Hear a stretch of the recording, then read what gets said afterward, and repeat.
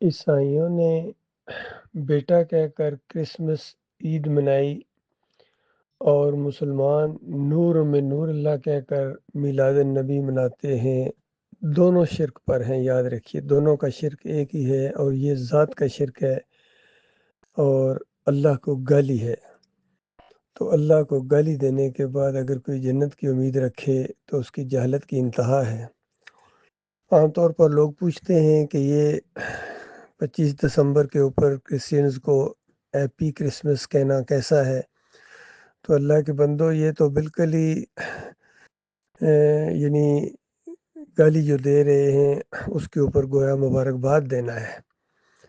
تو مسلمانوں کو وہ میلاد النبی کے اوپر اگر وہ مبارکباد دیتے ہیں یا ان کے تہواروں کے اوپر وہ کچھ ایسے الفاظ بولتے ہیں تو وہ تو کافر مشرک ہیں۔ تو اگر تم یہ کفر و شرک نہ کرو تو کیوں تمہیں یہ اس طرح کی باتیں کریں؟ تو یہ آج یہ مسلمان ہیں، یہ پوری طرح یہود و نصارہ کے نقش قدم پر چل رہے ہیں، اور بالکل یہی پیشن گوئی تھی۔ نبی علیہ السلام نے فرمایا تھا ضرور ضرور تم وہی کچھ کرو گے جو یہود و نصارہ نے کیا ہے۔ وہ بالش برابر اگر دین سے ہٹے ہیں تم بھی ہٹو گے، وہ گز ہٹے ہیں تم گز ہٹو گے، وہ اگر کسی گو کی بل میں گھسے ہیں تم بھی گھسو گے، اور گو میں سے کسی بدبخت نے ماں کے ساتھ بدکاری کی ہے تو اس امت میں بھی کوئی ایسا بدبخت اٹھے گا جو یہ کام کرے گا۔ تو سارے قوم وہی پوری طرح، بلکہ یہود و نصارہ کو، اس لعنتی قوموں کو انہوں نے اپنا آئیڈیل مان لیا ہے۔ اندازہ لگائیے، ان کے نقش قدم پر چلنے فخر محسوس کرتی ہے آج یہ مسلمان قوم۔ ان کے شرک کے معاملات ہوں، قبروں کو پکا کرنے کا معاملہ ہو، گنبد بنانے کا معاملہ ہو، وہ اگر سلیب لٹکائے ہوئے ہیں یہ گنبد سجائے ہوئے ہیں، بالکل وہی معاملہ ایک طرح کا شرک ہے۔ اور مسجد کے اندر گنبد میں نے دیکھا، اندازہ لگائیے وہ مسجد جو توحید کا گڑھ تھی، جہاں سے توحید کی آواز اٹھتی تھی، جہاں سے کافروں مشرکوں کی طرف لشکر بھیجے جاتے تھے تبلیغی پیغامات کے لیے، وہاں سے منصوبہ بندی کی جاتی تھی، آج ان کی مساجد کے اندر شرک اور کفر کے اڈے بنے ہوئے ہیں، سارے اسی شرک کے اندر اسی طریقے سے بہہ گئے۔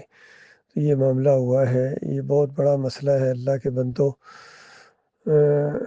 اگر کوئی 12 ربیع الاول کو ہیپی برتھ ڈے کہتا ہے تو 12 ربیع الاول کو تو نبی علیہ السلام کی وفات ہے، اس دن نبی علیہ السلام فوت ہوئے تھے، وفات النبی ہے 12 ربیع الاول۔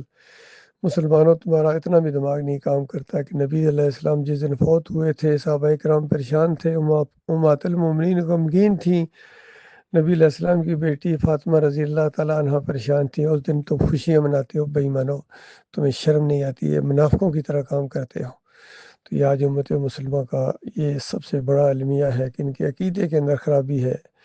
یہ عمرہ بھی کرتے ہیں، حج بھی کرتے ہیں، بڑے جوش کے ساتھ نعرے بھی لگاتے ہیں، لبیک اللہم لبیک لا شریک لک لبیک۔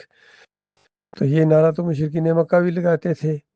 مشرکین مکہ آگے کہتے تھے کہ ہاں مگر وہ جس کو تو نے اپنے ساتھ شریک ٹھہرا لیا، حالانکہ اس کا بھی تو ہی مالک ہے۔ بالکل یہی آج مسلمان لا شریک لک لبیک کہنے کے بعد پھر اپنے علاقوں میں جاتے ہیں، وہاں مزاروں کے اوپر اسی طرح نعرے لگاتے ہیں، حق بہو بے شک بہو، یا بری کر کھری، محی الدین چشتی پار لگا دے کشتی، مولا علی شیر خدا کشتی پار لگا دینا، یا علی مدد کے نعرے لگاتے ہیں۔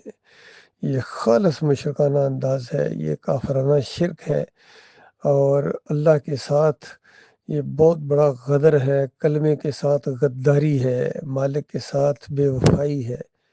تو یہ معاملہ ہے اللہ کے بندو۔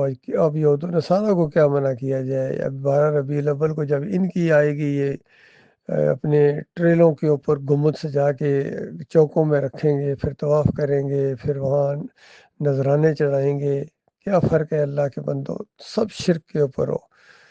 تو اللہ تعالیٰ نے شرک کرنے والوں کے لیے جہنم کی آگ تیار کر کے رکھی ہے، چاہے وہ نمازی ہوں، حاجی ہوں، زکاتی ہوں، جو مرضی عمل کر کے، کوئی عمل کی ویلیو ہی نہیں ہے اللہ کے نزدیک جب تک تم شرک کو نہ چھوڑو۔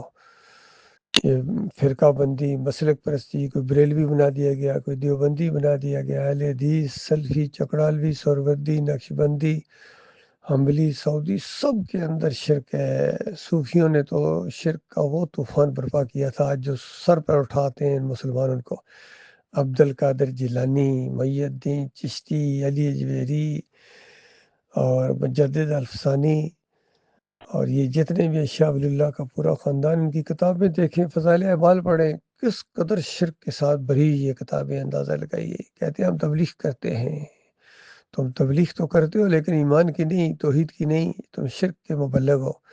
سارے کے سارے شرک کے اوپر ڈٹے ہوئے، ان شرک کرنے والوں کو علی انجینئر صاحب کہتے ہیں میں امام مانتا ہوں، اپنا لیڈر مانتا ہوں، ان کے پیچھے نمازیں پڑھتا ہوں، یہی ذاکر نائک کرتے ہیں۔ سبرے کے سارے اسی پر ڈٹے ہوئے، کہتے ہیں ایک دوسرے کے پیچھے نمازیں پڑھو۔ بھائی ایک دوسرے کے پیچھے نمازیں پڑھ کے تم جنت چلے جاؤ گے اپنے اپنے شرک پر قائم رہتے ہوئے؟ اور پہلے شرک چھوڑو، پھر خود تم بھائی بھائی بن جاؤ گے، جس طرح صحابہ اکرام بنے تھے۔ اوس اور خزرج کے قبیلے کتنے ایک دوسرے کے دشمن تھے، جو ایمان خالص کیا تو کس طرح بھائی بھائی بن گئے۔ یہی صرف ایک علاج ہے اس آخری امت کا۔